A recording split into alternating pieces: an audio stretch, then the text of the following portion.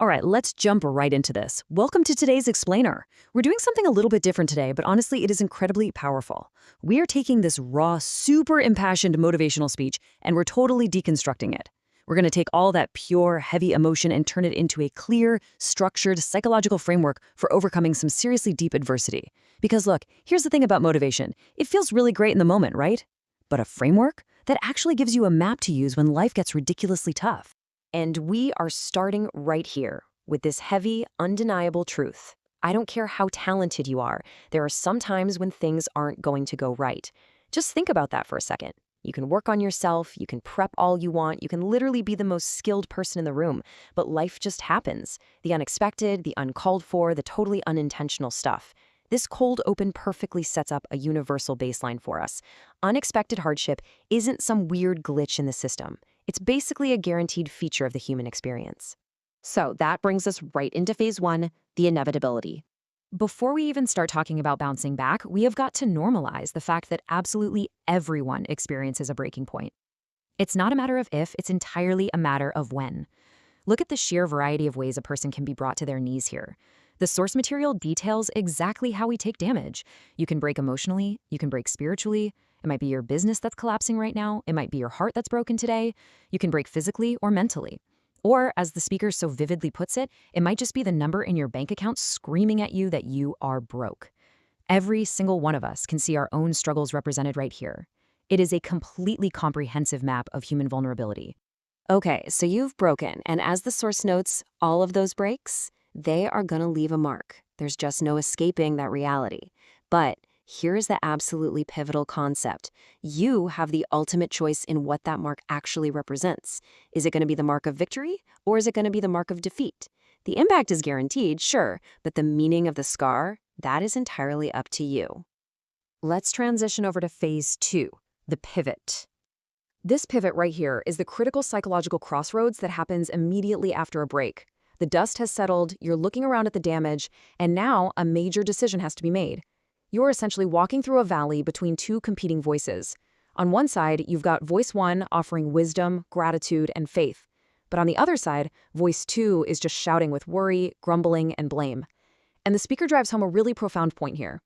It is not what you go through that determines where you end up. It's who you listen to. Which of these two voices are you handing the microphone to in your darkest valley? Now, if you choose correctly, you initiate this incredible sequence. Step one, you break. And maybe you totally fall apart. And yeah, that's a chance to give up. But if you execute step two and consciously choose the voice of wisdom and faith, you unlock a hidden opportunity. Step three isn't just about barely surviving, it's a massive upgrade. The source argues that every single break is an opportunity to emerge stronger, smarter, faster, tougher, more stable, and way more resilient. The breakdown literally becomes the raw material for your breakthrough. Welcome to phase three, finding your fuel. Knowing you need to choose wisdom is great, but it isn't enough to actually make you do it. Doing it requires energy. It is an actionable requirement for survival. You need a highly specific, tangible reason to keep pushing forward when literally everything hurts. We just have to pause deliberately on this incredibly heavy truth. Only the strong survive. In a speech that is just packed with this breathless pace and emotion, this heavy truth sits right dead in the center. Tragedy and trials, they come to everybody, but only those who find the strength to navigate them will actually survive the valley. So where does that strength even come from? Well, let's look at the speaker's raw personal examples. Facing deep adversity, even sickness, they say, I can beat it. I will beat it. I must. I got a family to live for. My life ain't over yet. Notice something?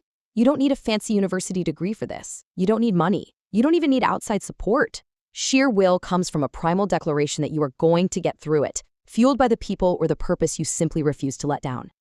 So the absolutely crucial point here is this. What is your reason to keep going? If you can find that reason, the source basically guarantees you are strong enough to do it. Why? Simply because you're human, and every human has what it takes to get past their struggles if they just decide to push through. Take a second right now and really lock in your fuel. Got your reason? Good, because you are definitely going to need it for phase four, building your staying power. This is the core mechanism you need to execute your why against some seriously heavy opposition. Here is exactly how the source defines staying power. It's the absolute, uncompromising refusal to retreat or run. It's the commitment to stand and live by what you represent. It basically means looking at your situation, even when things look terrible on paper, even when you feel totally outnumbered, and saying, we live by this and we die by this. We're gonna stand. It is relentless endurance in the face of all logic telling you to just quit. Because when you finally possess that kind of staying power, an incredible truth becomes your new reality. The only thing that can stop you is you. Regardless of the adversity, the opposition, the trials, or the tribulation, literally nothing else can stop you. No situation, no circumstance, no piece of adversity is ever allowed to define your life. Never let the circumstance define you. You hold the ultimate veto power over your own defeat. Which brings us to the grand culmination of our explainer. Phase 5, Becoming Unbroken. This is the final phase of the framework, moving from just playing defense to an active, relentless fight toward resolution. And it's all built on this profoundly uplifting truth. No matter what you walk through, no matter how broken your marriage is, no matter how many times you failed at something, there is a spirit within you that is so much greater than whatever is going on around you. Your internal capacity completely eclipses your external circumstances. But you have to be willing to fight. The source lists these incredibly varied battlegrounds to show that the arena honestly doesn't matter. The action does. You have to fight your way through cancer, fight your way through that academic struggle, fight your way through a divorce, fight your way through that singing career, fight your way through boxing, fight your way through football. Whatever your arena happens to be, the mandate is exactly the same. Fight your way through it. The fight isn't over when you break. My friend, the fight is just beginning. And here is the philosophical payoff of this entire framework. As you crawl up and out of that dismal, wretched place, you rise above what you used to be. You take the form of who you are actually supposed to be. The victory isn't just waiting for you at the end of the fight. In the very act of standing up, in the very act of fighting on, you are transforming. Staying with the breaking process is what actually produces the blessing. And that blessing is becoming this, unbroken.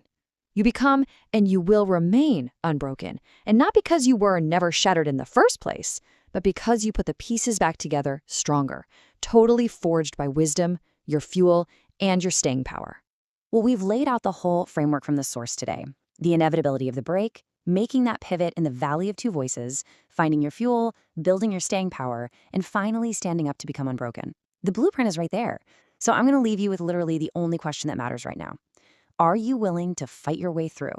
Take this framework, apply it to your own personal battles, and I will see you in the next explainer.